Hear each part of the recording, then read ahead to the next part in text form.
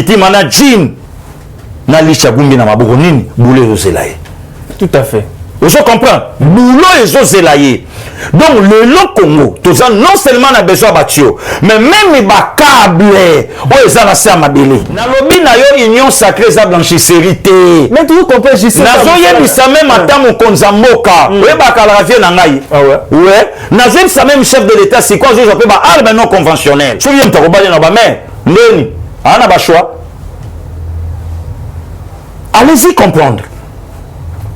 Donc, il y a un moment où même l'autorité na biso, bakota directement en contact na l'autorité à Corée, bazwa mutuana aya awa. Les élections, oui, mais l'identification d'abord. Oui. On a projet na mat. On a projet na mat la vie. On a 100 000 views dans moins de 2 semaines. J'étais na bosolo, na bima, aya na battre na battre yawa. Vous informer au quotidien, c'est notre devoir, chercher l'information pour vous. C'est notre passion. Madame, messieurs, bonjour et bienvenue dans votre émission. Sangoya Congo, rumeur de Kinshasa. Sans audience, sans rendez-vous. Vous allez ébeler à Kwandabiso, vous allez ébeler toujours. Vous allez coacher, brancher, na na téléphone, na ordinateur, na télévision, pour la diaspora, pour la Kwandabiso, actualité politique Yamboka Congo. Je suis pas seul, je suis avec les chouchous de la diaspora, Téma Beraka, le communicateur le plus suivi de la RDC. Ça langage Kingai Moko. Sur le monde suit où il y a un plateau où prouver que yo au lendemain après où il y a pasteur Guili. Il s'appelle pasteur Guili Bokwa la Moutalo Bundela. Mboka na biso avec au Bundela institution du président de la République pe Mboka comme pasteur Guili, bonjour et bienvenue à Sanga Congo. Merci beaucoup mon frère, bonjour à toi, excellent début de week-end à yo et aussi bonjour ou bien bonsoir, je ne sais pas l'heure à laquelle à Hollanda biso. Vraiment Zambé abattre la bandeko nyuso bacheli Congo motema pe souci au bandeko nyuso bana ngo Congo et bongwana Congo et ko bongwana. Matoni mingi c'est les télénga les communicateurs les plus suivis pour battre oh non Arma était engagé n'engai. Oui, ngai nde bino soki omoni suyope obite arma pe nazoya oui et soit yote ça peut passer ngai na lobi bongo il est le chouchou de la diaspora ni bam soit benga gaye mais na benga les communicateurs les plus suivis voilà parce que Guili merci beaucoup pour la disponibilité vraiment battant na yo za la compliqué mais on est toujours disponible pour répondre à rendez-vous na biso na mokolo lelo actualité politique vraiment ils allaient na umi penati mais to lobela parce que le chef de l'état là ça qui des projets on a terre jaune pe mo mzeng na 7e année après juste pluie diluvienne ouest là ça qui bon sotopé que banzeli dans le mbo à Congo chef de l'état le quoi mo bakara na mission à lancer des travaux to lobela yango to lobela ndenge nini mama ye mo paraît après mbula wana soins intensifs ndenge nini ba to super mai président de l'état la série réhabilitation nango déjà to lobela yango to lobela recouvrement forcé au za na Kinshasa banzela zate mais jantingo bezo mbongo ya taxe ya l'état to lobela yango to lobela pe déjà 2 semaines où mon papa la bien biso abi 2 semaines yango ba na Kinshasa wala ba na yo ba pasteur Guili ozaka te pour la diaspora ozaka pour la Congo pour ça que poster le lot que poster la France te on poster à la Congo on prend le district le plus populaire na chamba balanda yo na moi balanda la funa balanda wa lukunga balanda yo donc balanda yo la nini na funa on district moko to commune moko postuler sur l'élection en 2023 en 2025 2026 2027 ça dépend de la transition politique mais babi o le rapé biso pe la kinya o meta rapé c'est moi li tono o tu rappelle la kinya passer la kinya balanda wa pe mingi ya pas ba diaspora to le belango parce que to vendre la mine li kambo 5 a lancé fait des routes naé pour interpeller la population tika la vigila pour l'élection 2023 to vendre la yango makasi parce que na ouais d'abord tractation zo senga débat contradictoire na mbongo to le yango insécurité à l'est habité autour de bango skamit na top Congo kalobi insécurité est basée parce que Toblani bato Monisco ali à la base il y a insécurité en Boka biso parce que parce que bazalinde insécurité za la CAC et c'est le chef de l'état vraiment c'est la mission za lango il faut quatre relations à biso na Monisco na éviter gouvernement sans malokonde chef de l'état quand va kutuna kinaye mokula lobby il paraît déjà 98% téléchargement sans malokonde lobby que non et je sais na biso tout ça la différence entre urgence et précipitation tu ba neni que no gouvernement c'est un gouvernement warrior alinga tia n'importe qui ata l'homme à la place qu'il faut va wana te pour préparer l'élection na yote mba pour servir mboka au tika la trace na ndenge malamu on a obenga les pasteurs Guilé ministrable puis cette jeunesse on a pessim to na ba jeune ba jeune so person pasteur Guilé ma BT et la vie na ngai je vois ba so apesi les conseillers nani o ba pour la ITPR David Mkeba il a ma vie na ba la vie non non na côté matière numérique so pesa ngo Rancy la personne numérique communication numérique on aussi mbango ma bête opinion abiso ils libre la démocratie merci vous pasteur Guili et on va actualité pour aller l'autre côté de l'angle pour les autres directement chef de l'État présidence de la République institution où peut défendre la mingi a lancé des travaux deux projets moko à l'ancien qui n'a terre jaune ils ont concerné espace ya Tchangoupe Grand Kassai Mobimba kuna sur ça travaux là pe koto yezui Lukunga, Funa, Moamba, moderniser Banzela après pluie diluvienne, chef de l'État qui souci de faire la travaux à Sikala OVD. Mais pasteur Guili, avant que tu aies une question d'abord, l'impression par rapport à travaux, à lancement de travaux, parce que question est bon, d'abord, merci beaucoup. D'abord, merci beaucoup. Pourquoi merci, Ndeko Armand, développement ya mboka et utakana Banzela. Tout à fait. Dans une boulou, il y a comme en Afrique du Sud. En Afrique du Sud, au kotambo la mingi na motoka kelikolo. Pour na nini Banzela na bango za impeccable.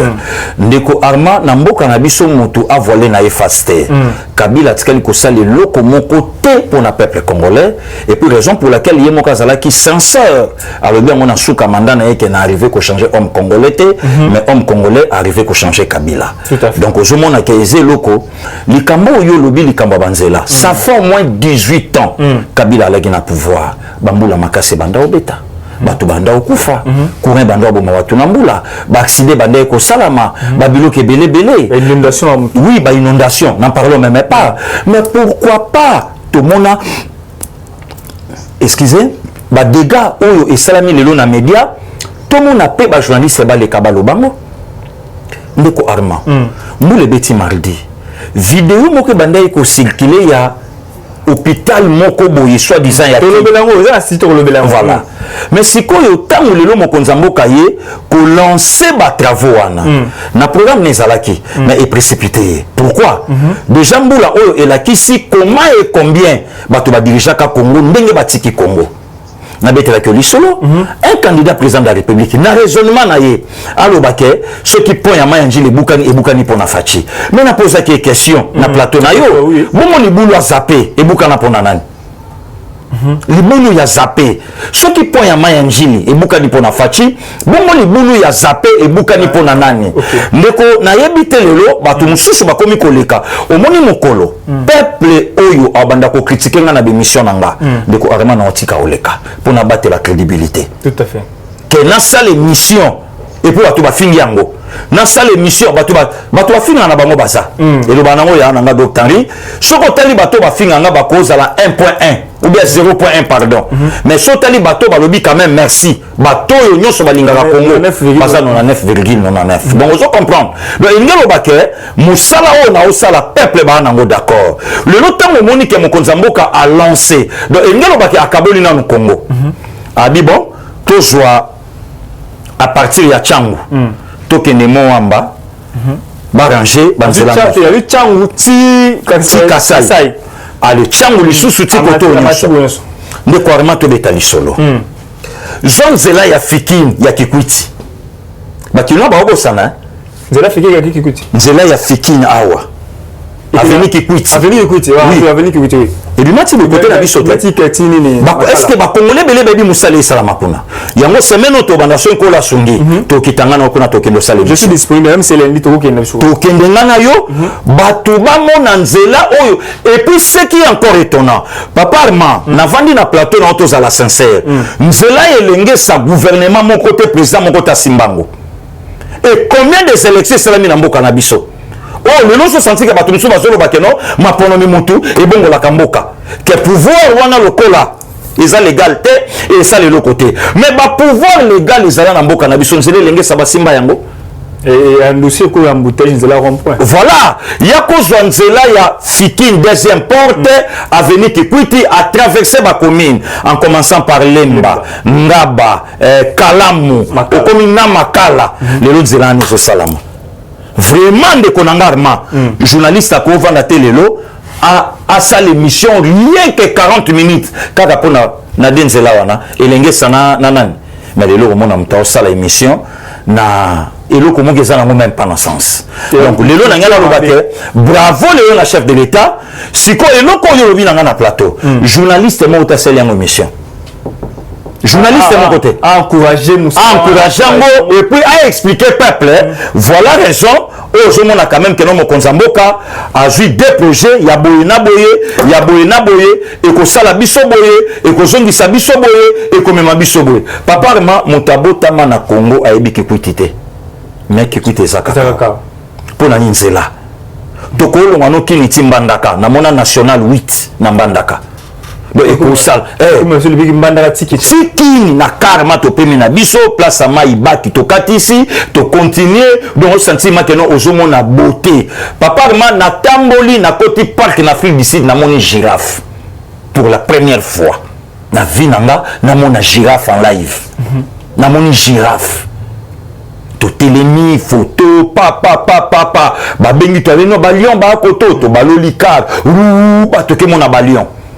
Je crois que faut même naturel les arts na moni lion na bisu donc babiloko wana ekokipe salama awa rien que kaso banzela na biso est impeccable ça nango déjà parce que la parc na biso na akela mboka na biso le roi paradis mais les lozo mona montazo linga beaucoup plus à critiquer un pays détruit plus de 50 ans mais ils l'a construit dans 2 ans parce que Guinée montre ce que les libre place wana mama de lancement travaux parce que Guinée se souvient sous na projet lancé 100 jours dans mon Konzamboka. Et là, toujours limité, mais quand 16e. Oui. Ce que j'ai lancé dans 7e mairie. D'abord, tout le monde 100 jours bistés. Parce que les travaux, on a ça là 2 ans, 24 mois. Et les 100 jours bistés, tu vois, comme il y a un chef de l'État qui a lancé les travaux. Maintenant, on a géré le projet, on a OVD dans un mais parce que il y a OVD. Nous avons et comme à 100 jours bisté. Papa Matoto ça dans une mission la fois passée. Olobi nanga que projet ya mama emo ba indien bato bazui. Entre bendien de bachino. Bendien bato bazui. Kaka bato yo balobi OVD bis va poser ba question. Mokonzamboka lobaki ya kosala banani ba congolais quoi des millionnaires. Mais les lorsque tanga jouer projet apesi na OVD le bato balobi soni. Non, bah, de l'autre côté. Na lobaki na yo awe puis le lo na continue encore que souligner ngo fatia une mission, fatia za na mandaté. Parce que Guili. Voilà. Ils ont combattu au moment que c'est juste 100 jours, 100 jours bisité. Est-ce que le projet on a lancé chef de la bisi mbongo wale comme isuboy. Tétété. On a procès na lobi na est-ce que na 7e rue auquel il 100 jours bis. Non. Mais tandis que la 16e rue, l'échangeur alimenté, le 2 mars 2019, à lancé le projet, il y a 100 jours. Mais où il y a 100 jours? Où il y a que non, les lobanzela, où et salamate, et salama. Ndeko Arma, Nazana Maloba Mokonzamboka na début à mandat nae, Aloba Kalobi, il faut na même à Congo, natika Congo na niveau moko likolo, et permettre, Moutonio Sokoya, ayebake un Tshisekedi, à l'ekaka awa. Nesika place Oyoka na bimisa slogan, l'enfant fera mieux que son père. Donc, et sika, Oyo Wamulumba Komate, Chilumba Komi, Asa Moussala Patika Baprint. Donc, mission Papa Tien Alaka na primature, mission Yafati Aye Koza de primature, Ti Akomisa Moka, et Sika O Papa Naya Komasaka Yamote. De Sika prophétie à Maman Eve Kokisama, que je suis lève-toi, Kotisa Bisso na terre promise. Malgré le long à guerre, Motabo Sani leader, Mabange Komina Nzoto. Mais Tangu, Olobaka, Keyende, tant que tu as papa chéri, na concert moko boye, leader incontestable, papa, boye ba kala leader, mais le comme ayete, autant boloba ngo bisote bato tindaka. Donc tant que tombola ka fachi, bisote bato tindaka metoyo kaka. Le je sois conception na terre promise et comme pouvoir illégal. Ba aussi sango. Pasteur Guili, faut tout le monde sur la bi. Ba tout le monde va critiquer projet chef de l'État. Le corps chef de l'État, il a commencé à projet bon il fallait tirer un gouvernement sans mal parce que les projets c'est pour les gouvernements et non pour les pour l'institution présidence de la République. Il fallait pas chef de l'État lancer en gros, il fallait qu'il y ait un projet de gouvernement sans Malokonde parce qu'il y a 2 ans, le gouvernement a projet il y a 24 mois, donc il y a 2 ans, il fallait que la sans Malokonde le gouvernement n'a lancé projet, chef de l'État a relancé les travaux, mais la présidence et le gouvernement sans Malokonde. Ndekouarement, merci beaucoup. Nous répondre Ndekouarement à Zolanda Bisso. Supposons que nous avons mangé les Boukanaki. Le lot aux le gouvernement. Tous les bima puisque le gouvernement c'est le mois qui est déjà. Ce qu'il fallait tout ce que la ministre ITP. Donc il fallait tout ce que la ministre ITP. Tandis que route principale, il y a Congo et Angoana. Mounoko Congo. Donc il fallait tout faire tous la sico. Non, voilà, en tout cas, tala, donc ça par rapport à Bouye, non. Donc il y a le baquet, et ça n'a pas biloko, ils urgent. Ils ont l'intervention. Il y a Yemoko Mokonzamboka, à Kota, à Sala Yango avant. Gouvernement pas dans la bombe naye. Babon les alliés. Le lot na lobby na dimanche, ne quoi na au garantir yo. Gouvernement et aux agents promulgués. Ba arme ça autant le gouvernement ne jobima ba to ba mona babor mais o za ka force majeure papa kenda ibulo atikela imer la radamage te ayena on a mo manioko to da mena on a mo safu en attendant mère achema desu et calmer na biso to le na mo safu na kwanga na mo likayabu mo pima pembeni to da meto pema en attendant mère siko to yebisa perte waneza ya yote zela katita mama ko silisa te politique on a photo tikamo c'est lui le président de la République il est garant bon fonctionnement il y a bien institution il y a un bon moni de quoi n'a passé gili nazo senga révision la constitution toujours un régime présidentiel là où le président règne et gouverne là où le président contrôle tout. Donc, dès que le gouvernement donc Mokonzambo Kazana Liloba puisque il est à côté devant le peuple congolais après sa bilan. C'est pas l'IDPS, c'est pas qui que ce soit, c'est le chef de l'État. Donc, Batumusuku Tusiko pe Bazanaye, na 2023, vous appelez adversaire. Pour preuve, directeur à cabinet Yomon Yebaki, directeur à cabinet, mais en 2023, candidat président de la République. Si quoi, il y a un ministre d'information, où il y a Bimaki, la famille politique, il y a directeur à cabinet à l'époque, Anna Hassan. Il y a moi qui n'a perçu. Ministre de la jeunesse, Anarassani, il n'a perçu, il y a un moment où il y a un Christian Bosembe, il y a place. On va pour il y a Christian Bosembe. Mon vieux, je te salue, mon confrère de lutte, c'est-à-dire, il y a Moussala Omer, tu es parmi les journalistes que je respecte beaucoup, mon vieux Christian Bosembe. Parce que tu as évolué par rapport à l'actualité à Mbokanabiso. Gentiment, il a lancé un recouvrement forcé, il y a un King, il y a Congo, il y a Kinshasa, il y a un chauffeur embouteillage. Mais tu vois, c'est constant. Il y a les premières fois, depuis que le gouvernement, le gouvernement provincial, attaque la vignette, la taxe, la première fois. Moi, je suis qui est ça là. Et puis, tout le monde bloqué sur le chauffeur, il faut un bongo obligatoire, il y a une pression. Pendant que les gens sont en train de se faire des parce que le par rapport à recouvrement. IGF Faza, IGF Ayali. Mikolo Salanayo. Dondo na yo mais IGF atele mananzela na yo te ce qui IGF atele mananzela na yo les liens de konanga arma donc ndenge na yoki bon puisque na sananga en ordre na futa ki yango déjà avant même 2 mois déjà na futa ndenge na yoki ke balongoli mesure ndenge na yoki na relation na sisi une mission na kota na terrain ce que zaka yango lobi na koya to ko discuter mais ndenge na yoki ba lever mesure maintenant il y a aussi Marambouya, régime de zone SNEL. Il passe Guilo le Bélarangoté. SNEL na régime de zone. On va passer na mboka oyo. Ma il passe mais ba yo kotika ba partir, ba yo kotika partir à moi oyo 2000 francs. Moi landi kuna eko mo 15000. Moi landi ko mo 32000. Moi landi mo abi maman wa benga o abonné benga sina passe Guilo ba comme régime des oyo. Partir mataka et moi yo ma délestage. Et donc 13 jours c'est 31 mais là la partie ndeko Armand naza surpris ya nanga docteur Mayele oyebi via lobi nanga lobi ba tio eza na sama belé depuis Belge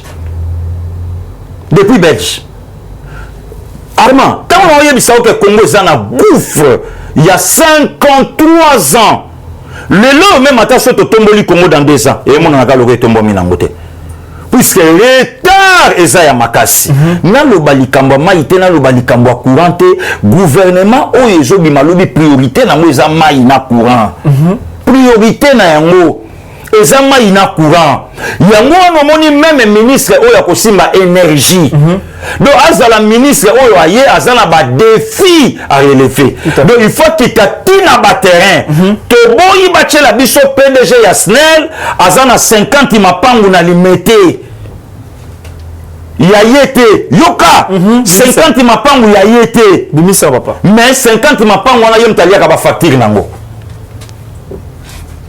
de korma na sina kutana nango na osala stage nanga na SNEL père akulutu nanga kufa kuna père akulutu nanga vient kanga boko ala kufana ala ki chauffeur père ameninga bibo le quoi mamba bachike vide ya osala nani na ya vraiment papa batinda biso identification na mososo awa na limete ozo ka batutu balingi kamba identification te na kota mana lupango moko ndeko nangai na laxi carte nanga SNEL papa oui, nous avons vérifié, nous avons fait un ndaku, tout à la logette pour dans sa technique.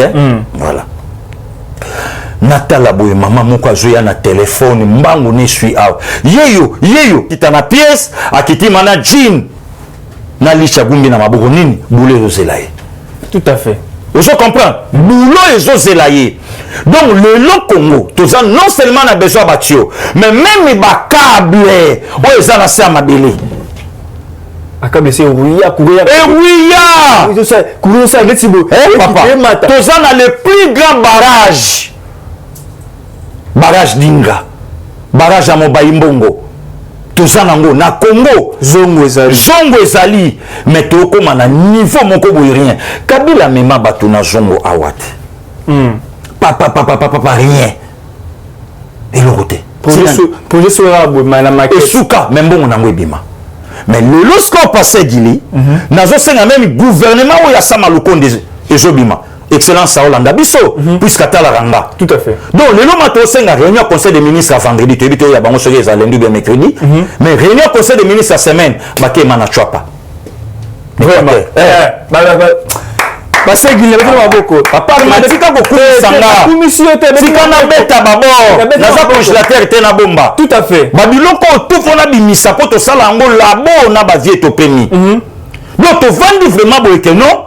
Bande ko nanga ma Équateur, ba yoki ma que non gouvernement central les awa. Oui, une solution. Ata soki ba ko sala le côté. Mais du fait que quand no ba villageois ba yoki ba konzi ba salia, ils a déjà remède. Ngana to be la carte. Il suffit qu'un docteur traitant quota. Il suffit qu'un docteur traitant à côté. Pour nayo, malade union sur le yem tamimia. Solution. Autant j'ai docteur à côté bio à la cale.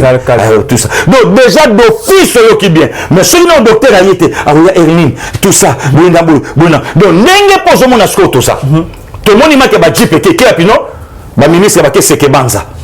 Tout à fait. Vous comprenez? Ba que vraiment c'est que banza. C'est qui était au na Ruchuru. Na Ruchuru. Donc, basalima 2 semaines gouvernement central bazana uchuru bana est. Si ko tout monde na barebengo babi maskoyo alimbuba contre ba ministre. Tout monde na sko barebengo babi ma barebel. Tout monde na bango. Wana sko babulu wana passé gilis comme ta opesa ngo sko sama lukonde. Tout à fait. Pour la cabinet naza. Amen. Na cabinet rôle nanga da opesa sko ba stratégie. Excellence, monsieur le Premier ministre, oui. Non!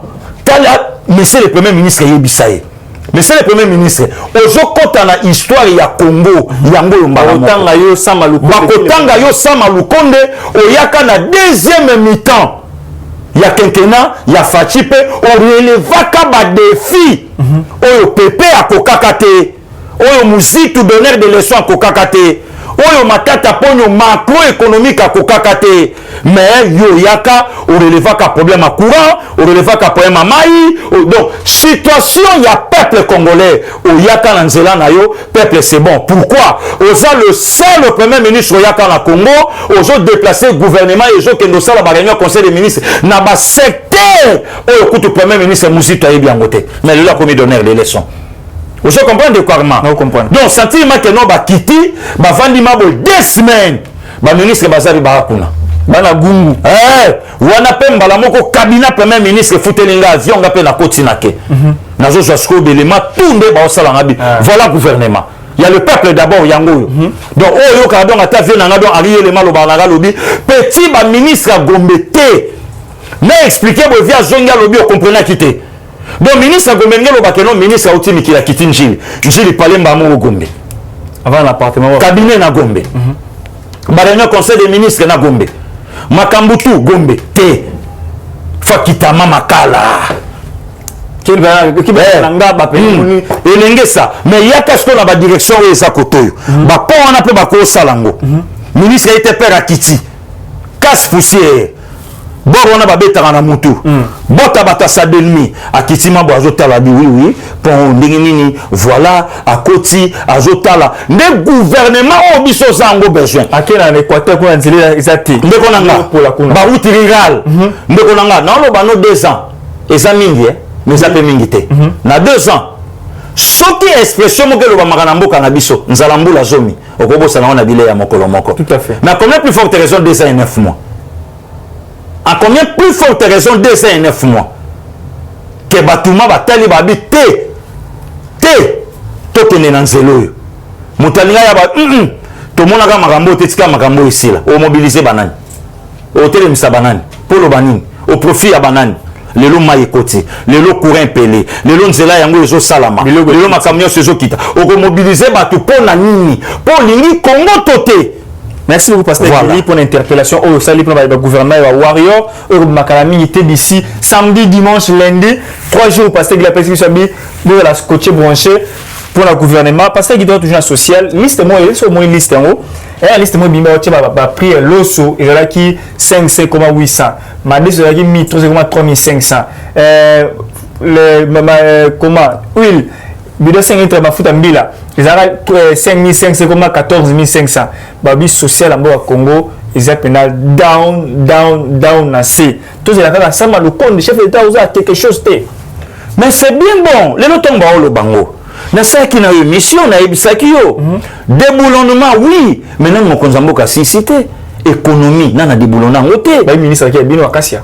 On a dit ce qu'on ne vient pas. Mais le ministre Alaki Abisso, à Kassabandubo, là que je salue, là où il est, maman. Mais le lot économie en Bokesimba, ma pas banane. Hein, de quoi vraiment? Quand maman livre à Otika, il y a 800 millions au Yokango. Pour le lot gouvernement, ça 800 millions. 800 kilomètres, il y a route. Hein? 800 millions. 800 kilomètres. Tout bandu à Pipoto Soukavi. Après, batunde batinga Congo bango wana. Tant batu basimbi, bayi politique basimbi commerce yamboka. Commerce yamboka. Trafic d'influence. Bayi politique basimbi yango. Au bandek skoyo yo o s'attendre na nini ndeko nanga arma. Fallait to s'attendre kana makambo yo tout. Puisque commerce a Congo simba make pa ya batu. Kabila o sa commerce, Joa o sa la commerce, moi sinon o sa commerce, ba politicien ba o sa commerce. Ba o sa lango. Et il y a une économie, il y a moka, et quand on voit mandenge nini. Pendant que Congo est respect kuna, transport est cher pour les cas. Voilà. Il y a départ ni en France. Voilà. Donc je comprends, Babylone qu'on son. Il y a mozomona de kwarma na lobaka to soutenir Fachi. Fachi a kuti Congo na maboko ya batumoko impossible. Le long esika to e la ba poste. To lukatolu manano bitumba oyo. Tout récupérer l'économie, tout récupérer social, tout récupérer situation et à peuple, le reste est au talangosim. C'est bien bon. Le loba tuba loba ke noko paloso et zalakabu. Mais découvellement, basala Bukanga Lonzo awa. Et n'a que les 6 pays africains. Bukanga Lonzo on peut le dossier on le lo iba taponyo à côté union sacrée Pasteur Guilin a évité. Nous on va union sacrée. Babi ma tapo à côté union sacrée à longue pépé à côté union sacrée. Union sacrée ça blanchisse. Pourquoi Union sacrée ça blanchisse que non na la coste na ya Bering Boye ya Edini allez bon la vango bongo pia non non qui même matin na vient na Wili Bakonga rien kota na union sacrée mais justice c'est au Simba yo justice c'est Simba directeur de cabinet en fonction union sacrée ça blanchissérité Bukanga Lonzo bega ya projet Bukanga Lonzo et ngako laisse 6 pays africains 6 pays sans compter biso mais Kabila na pouvoir Bukanga Lonzo salani Bukanga Lonzo et kanganan mais projet tisiko IGF fait G6 en tisto qui te le compter Moussa les Ali IGF koutouté toujours senga même à la chef de l'État a veillé même la justice même la juge l'entérisme on a biso to nango d'accord té il faut ba dossier et kende mbamba donc il faut justice et tia juge moko à côté uniquement à travailler na ba dossier il y a IGF donc juge moko à la côté pas au kangabato bona au kangabato est-ce que vous na lobi na yo ndeko Arma tokotonga mboka te soki tokangi madushu te sika ba détourner.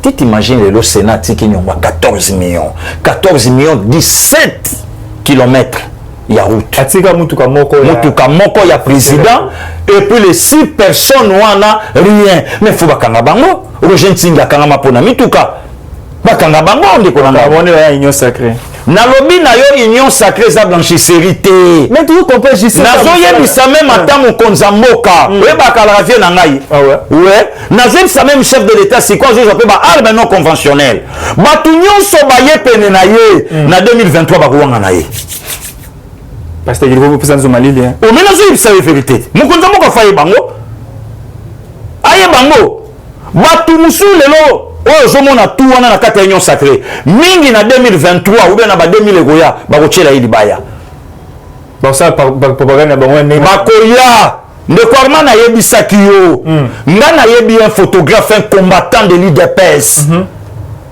afingaka Fatia Vota Fayulu na lobi photographe andokanga Papa Etienne parmi les photographes ba vie na Beri Ntumba le quand même peu ba photographe makasi mais parmi les photographes avant de vraiment te discuter donc place non à Monaco même attends la 4 partie dans l'IDPS mokonza mboka donc a vraiment article 69 à constitution à la tamosko na nzoto donc eza babilo ko musu même dans parti même dans union sacrée abeta matable mabo pas le quoi chef de l'état abet on a une vérité quand allons c'est pas si fort de quoi na oloba na yo économie ya mboka même ata tango yo kaka muzito alobaka keno na kutaka dollar na nonande yebisa et profita na ba congolais na nini vie sociale ya ba congolais za na nini lelo tango oyo kaka muzito alobaka muzito il est conscient que lelo même ata investisseur ba yete muzito est capable ya ko mobiliser 10 000 $ par mois na ba palais na ye et puis banane balé mais Armana Gilité tout à fait Armana Gilité donc lelo bana leso moko ta koyebisa biso botala ezalaki boy komi boy botala ezalaki boy komi boy botala ezalaki boy komi boy situation catastrophique au chef de l'état écouta nango lelo congolais nyonso nango conscient mais lelo comme moi groupe bandeko mususu ne sika bosala de mission bo expliquer peuple bo interpeller lui-même le président de la République toi accompagner la quinquennat toi accompagner non Bissosko Tozo Tindikaye a réalisé Makambo il y a plus de 50 ans dans 2 ans. Allez-y comprendre. Merci beaucoup. Voilà, vous avez un sujet où vous vendez la vraiment Babi Kalev Azawa Pasteur Gili. Kalev Azawapi. Kalev Baulu Kaiti Baokangaye. Kalev vraiment a été Pasteur Gili. C'est ça renseignement. Moi, Bisso Zaningini. Baokangaye. Akimite. Babi Koneke la Braza. Tete Baokangaye. Yombi na Kore Baulu Kaiti. Yombi Aroyao. Oya lobaika osenga ba assassiner mokonza mboka po yemta kuboko la mama Denise yemta kuboko la mama Denise donc yemta obala mama Denise yombi ta niveau to osenga ba assassiner mokonza mboka po yemta kubala mama Denise ayebisanga so yemta kubala na ba mère ndeni ana ba choix allez-y comprendre donc yango mona osenga même l'autorité na biso bakota directement en contact na l'autorité à Corée bazwa mutu wana aya awa a expliqué que ba assassiner poison na nini na yo ko sengela mutu liwa et puis mutu nani le chef de l'état président de la République l'espoir de peuple ye mutu akunda mama Marthe ye mutu akunda mama Marthe ye yombi ye mutu akunda mama Marthe ye yombi ye mutu ako remplacer les vieux nanga Christian Yaya Christian Tshisekedi ye mutu remplacer ba Patrick Babobo ye mutu apia bango Yaya ye yombi tanga olo babongo voilà ndeko nanga donc yango zomona donc eza na babiloko mususu donc congolais lelo a perdre sans sabomoto et puis lelo na bamboka lokwa bangola ndeko Arma eza na batu mingi batangi pe lokwa bino pete ba journaliste mais lelo tana bamboka na bomoto na betelo lisolo mon frère na Afrique du Sud ba diplôme est important, l'expérience compte. Le travail d'abord. Le travail d'abord. Mais biso na Congo, diplôme d'abord. Moutalaxi diplôme, d'ici 4 matin mouyibi. Mouyibi. Directeur, ministre, tata ya lokumu, azana mwasi, azana belle famille, bakandi ya na bango, bakandi mobali na ye, yoka mouyibi. Okuta ona Congo. Mais na basie mususu l'expérience compte oyebini chango na terrain osala kanini ko chango na terrain total mais c'est pas ici au pays et pas na biso ça l'excellent expérience diplôme mutu nano abanda ko sala ta 6 classe bazo senga ye poza musala aza nano na expérience à 5 ans tala kinoki oh là là mais na 6 classe non na salaté na liga expérience ba stage ba aya nano na expérience à 5 ans place à sala poto ndimaye Congo okutango awa okuta na Congo député zolinga longa député akoma ministre okutango na Congo mais tuna ye loi nini ya satiki kuna na hémicycle pour na peuple dia kidin soso na zolinga koma ministre soko tune pourquoi ote na bunda. Pasteur Guili Bokwala, merci beaucoup. Kalev Mutomba Lukome, nani PCA SNEL, Alain Atundu. À l'objet boutique à Kalev, à ça qui 10 ans en service à renseignement, moi, comme si vous fondez l'État congolais, vous fondez à Kalev T. Si vous avez torturé, tout ça, vous avez un intérêt à moi capable de savoir la vérité, dans secret d'État. Kalev va dans le secret d'État, boutique aïe, si vous avez un secret, vous avez boutique sur la chef. Vérité, ni Kalev à Kangela Franck Dion, on a quel secret d'État? Talabalé à Tundu. Talabalé à Tundu. Le kwarma na okola na politique na ebite so na okola. Te okola. Mais lelo yo batu na biso akangela Franck Diongo na nini? Na quelle vérité? Akangela vie na nga Muyambo na nini?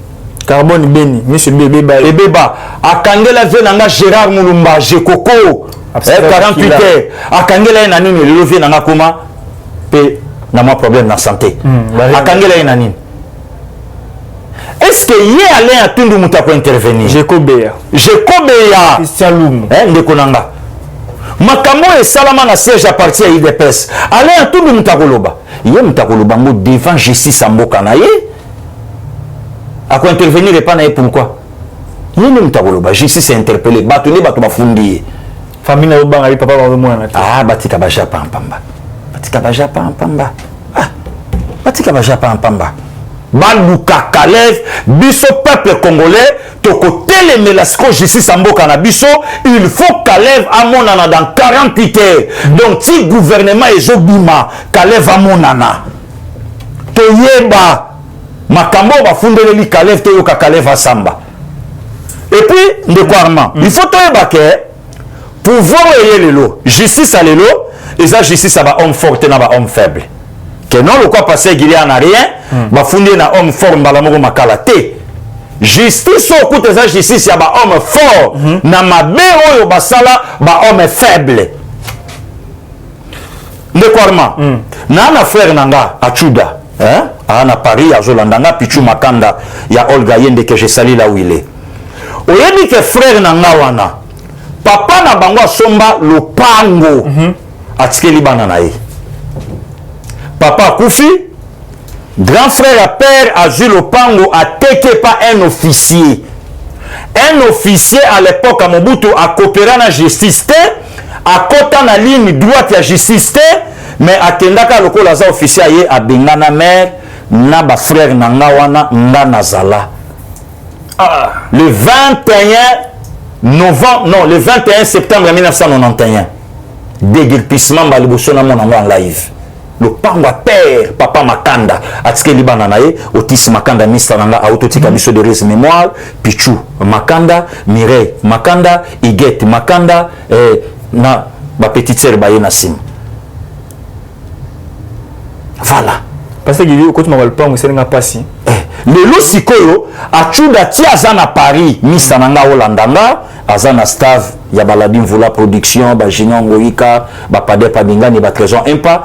Donc le pango tikala na ngona ingende 123 ya ye le pango ya Pichu Makanda ya ye mais justice akala comme elle a ba homme fort na ba homme faible ba yeba déguerpir mère akufa na 2006 na souci wa atu dans la poto mais kolo lupangu le na mito ndetolo ba yango mo nazo sa frère nanga aya le logiciel c'est bongi to kende a récupérer dossier a récupérer lupangu na ye to ça ya ye yes comme kaza ye les comme le port sur la c'est kalombo na émission mo sala ki na chaîne mo YouTube maman peut pas baigner le pango na banda luana ba bengani écoute aussi la population parce que le pango on a été samedi oyo mobilisation les normes pour la position maman mukolo un général moro boyer na ba dossier OK le pango za la kayanga na sombongo sur depuis année maman a tela bi papa na âge na yo na âge na ngai na mena na loko tebu na ko somba le pango liboso oyo bi na minute a benga maman libanda maman mbule betaki oyo makasi o mera na libanda mbule maman mukolo 70 ans.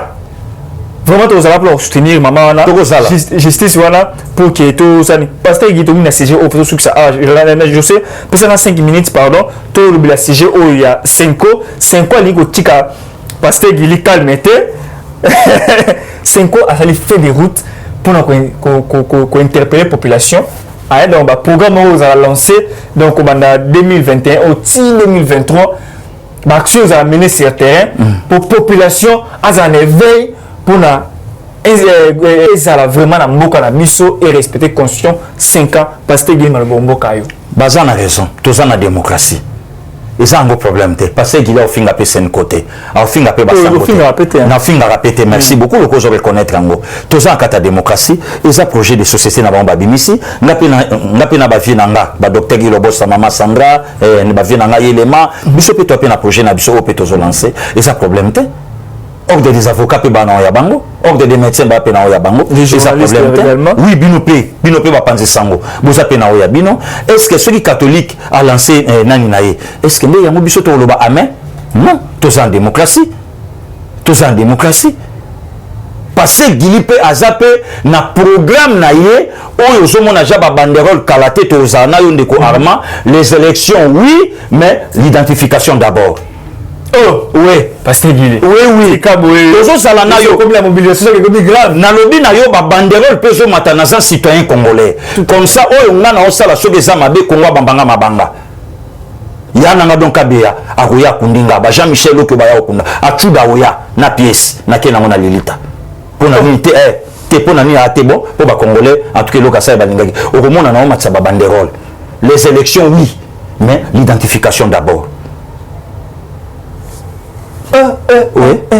On a projet dans on a projet dans la vie. C'est une code donné. Na cheli ba ya tenga pe na za citoyen congolais. On a pesa makanisi na yo. On a pe na pe makanisi na nga. Les élections oui, mais l'identification d'abord.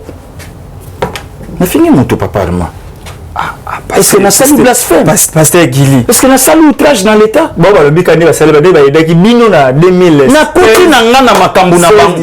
Na koti na ngai na polémique na bango te.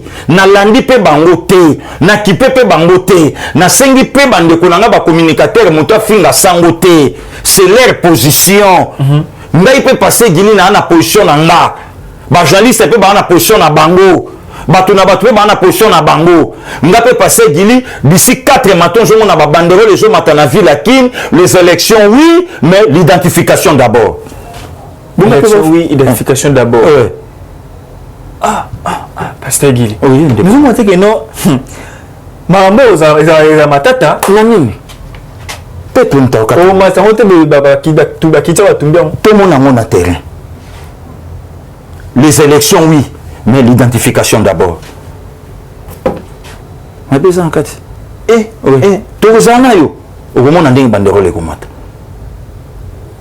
élections, oui, l'identification d'abord. On a bien besoin de la carte d'identité. Voilà. En 2023, vraiment, on a l'élection dans la mort en abysso. Mais l'identification d'abord. On a la carte d'identité. Quand l'électeur a été, on les a les pièces. C'est la carte d'électeur. On va dire, carte électeur. Ils allaient après voter, là, au bibatier, encre de Libye dans la boucle, au bois qui n'ont normalement. Mais tant de commentaires, le battre là, ceux qui, chiquitou, mouchachina, tindeninga, moi, loco, ceux qui, oh, les athées, aux hommes moté aux autres celui télé à mon sabino Armana soutenir yo pour cette émission là parce que il a c'est bien ma casse ce qu'on a carte au électeur aux ologoté mais ils ont une carte simple où la base ville va voir ça en coup de biométrique va ça en bien qui a bien pénal mais soit c'est une version à qui donc ceux qui basango basanga programme na bango basa ba congolais et ça problème tiens lequel nga pe mission moko panayo ngana beshole a pasteur Gili tikabou na côté la politique les sous marambo na lobi na yo tant on attaque ka maman livre na attaque pourquoi est-ce que ce monde nga attaque moi ça matata poni est-ce que ce monde nga attaque moi ça Aubin est-ce que ce monde nga attaque moi ça Chadari na attaque maman livre kota na terrain politique ya mon attaque kaye vous c'est un débat contradictoire na beshole a beshole o ya mutu na ngai te o ya sango lequel nga débat contradictoire na na plateau. Il faut sortir en direct. Lequel a un débat contradictoire dans Monseigneur Outembi. Vous le bilani, vous interpellez, fait patrie. Mais que si tu vas bango ba expliquer, n'a peine à expliquer. Est-ce que ça problème? Il y a problème plein de konangaï. Lequel a un débat dans Monseigneur Ambongo? Ah, pasteur Gili. Ou bien vous êtes catholique ou pasteur Gili. Mais na lobby, est-ce que na lobby? Vous avez un débat, vraiment débat. Lequel a un débat dans Monseigneur Ambongo? Lequel a un débat na Abeshole, lequel a un débat na Monseigneur Outembi. Il y a un problème, il y a le binga pe na lobby ce total la peuple à Katalikambo. Lequel a un débat. Mais dans ça na tante même na respect ngana finga église sainte catholique. Au fini na ibisa que na IDPS va catholique bazali. Yo vous êtes catholique ko na kola na catholique. Donc ça vie na bango tous appels na carte démocratie et ça un problème té mais si qu'on est tout tellement na plateau na yo abesho la télé mukuna na télé moi il y a le binga na lobby comme ça émission est à la direct monde entier balandanga na ye na battre na miso bato na battre ye na miso bato na lobby na yo na la vérité muso ba élection na lobby na yo na ko battre ye aleka et pas mutu nanga sango na bosolo akokate na bimé pas sango na victoire. À côté de l'émission, à côté de l'émission, on a 2 minutes, 2 questions. À Kata, on a réunion. Bon temps, on a pas sango, il était gagnant, on a réunion après temps. Mais na bimé pas sango, na victoire. Moutounanga sango benanga abi, mon cher félicitations. Na beta ba 100 000 views. Na moins de 2 semaines. J'étais na bosolo. Na bima, aya na battre na battre yawa. Na chai kao wa na miswa batu. Chers confrères, journalistes, il y a monde entier, Christian Bosembe, Papa Sango, Israël Mutombo, Pierre Louara, Armand Mumbilai, mon frère, il y a Yébati, s'appelle comment? Mitterrand Naya. Vraiment, Mitterrand, tout ce qui est na bisoba, tout ça, on a un débat. Si vous avez appelé, vous avez posé la question, vous avez appelé direct. Tout ça, appelé direct à Bongo, ils ont dit tout mingi. Au moins, il y a un débat contradictoire parlementaire debout de l'IDPS, pasteur Gili Bokola. Les moindres de tous. Les moindres de tous contre Abeshole. Mais voilà, il y a la foreman. Et là, Ali la foreman, débat contradictoire. C'est vrai, le coq au bec à Abeshole. Na lobby na yo, tout y a na plateau, batuba azala. Tout y a na plateau, na batterie, na sir, na batterie. Non batterie.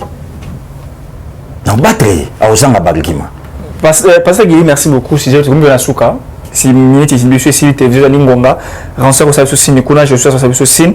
Gouvernement ça va le condé à utile le bagage. Notre tic à précipitation, notre compte ça la différence entre précipitation na urgence. Mais utile le bagage que non dans 3 jours à gouvernement. En tout cas Kalaté, découvrement Kalaté. Parfois week-end d'autre au bimangote. Parce que sur la PC gouvernement bimi poste-tenir sur la prise poste-tenir cause pena. Pour l'instant nous avons besoin de la ministre. Oui, en tout cas, nous avons soutenir le gouvernement, au pays gouvernement, nous avons la réponse à peuple. Mais pour l'instant, nous avons un communicateur en Bokandeng. Donc je suis plus à l'aise. Électron libre, nous sommes à l'aise. Donc le gouvernement on a été. Bandekoba Salanan, Bisoto Talaban. Non seulement Totalaban, mais toujours soutenir le Bango. Merci beaucoup, Pasteur Guili. Merci beaucoup. Moi, c'est un numéro de téléphone, le numéro de téléphone. Vraiment, merci beaucoup. Plus 243 89 57 70 570. Donc, plus 243 89 57 70 570. Aux une bamon passé Guili, et ça normal, et ça la yobika nanzela. Il y a réseau, il n'y a pas de souci. Merci aussi na bandeko nyonso bolanda kibiso la princesse Flo et les Taylor aujourd'hui baya José, baya Nicole, baya Christina, Papa Jacques, Majili Adon, il y a Nanga Félix de Ikabea, donc voilà, donc Béni Barcelone, il y a Papa José, donc tous en abisso toujours ensemble. Il y a Kem Singo Ibokila Lokonde Fapekato, il y a Mamado, donc Moussala Oto, Salabinon de Batoso Batela Bisso. Merci beaucoup, c'est une collation qui était. Merci beaucoup. Ce qui est Nkolo a zonité, mais Tokuta, les sous mon collègue à lobby. Na Pasteur Guili, tu peux inviter M. Sundabasango Congo. Abonnez-vous massivement, partagez ces liens et pas un moto à jouer en direct. Partagez les liens à l'émission.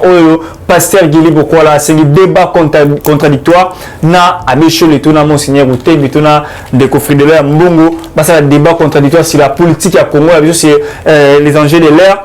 Là, par rapport à pourquoi aligner l'élection, pourquoi vous préférez que la élection, la pression élection pendant que ce la Congo a un problème, couramment ils allaient tenir malamouté, chef de l'État Félix Koubunda malem pour que Mboka étamboule longo pour tout qui n'est malade, changer, quand même apporter un plus pour l'envoyer l'élection, quand même que non, Félix a sali nini, a écouté nini, a boussi nini.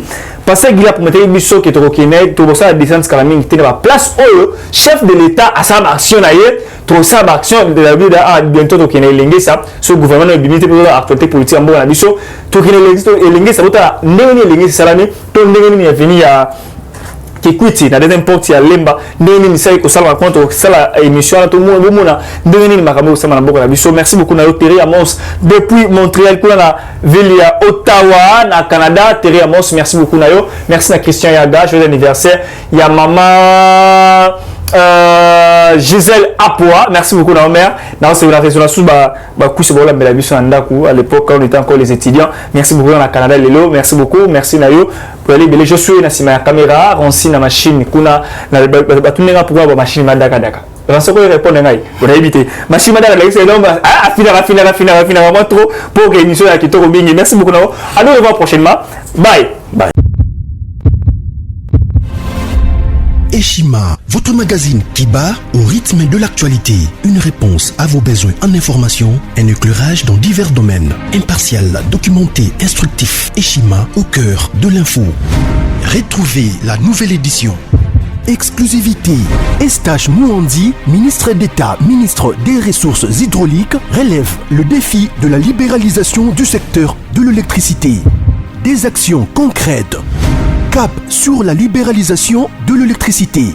Installation des mandataires ARE et Anser. Fonds Mwinda qui permettra de fournir de l'énergie électrique propre à 15 millions des Congolais. Signature contrat B-Box. Plusieurs protocoles d'accord signés dans le cadre de la mise en application de la loi sur l'électricité. Les avancées enregistrées dans les secteurs des ressources hydrauliques et électricité grâce à la vision du ministre d'État Estache Mouandi représentent un acquis indispensable qui balise le chemin vers l'effectivité de l'amélioration du taux de desserte en eau potable et en électricité. Focus. Payer l'impôt est un devoir civique. Le directeur général de la DGI, Barnabé Mwakadi, sensibilise les assujettis. Dossier Eshima, les épidémies les plus dévastatrices de l'histoire. Nation, le ministre d'État Ribens Mikindo met en valeur les blocs pétroliers et gaziers de la RDC afin de transformer les potentialités en hydrocarbures en véritable richesse. Élection 2023, le compte à rebours de la Senco. À lire également les portraits de Kelly Kounté, journaliste chevronné. Économie, budget 2021, moins ambitieux, plus réaliste. Culture, les tabous de l'inceste. Retrouvez l'intégralité du magazine Eshima dans les kiosques. Eshima Magazine, un nouveau standard d'information.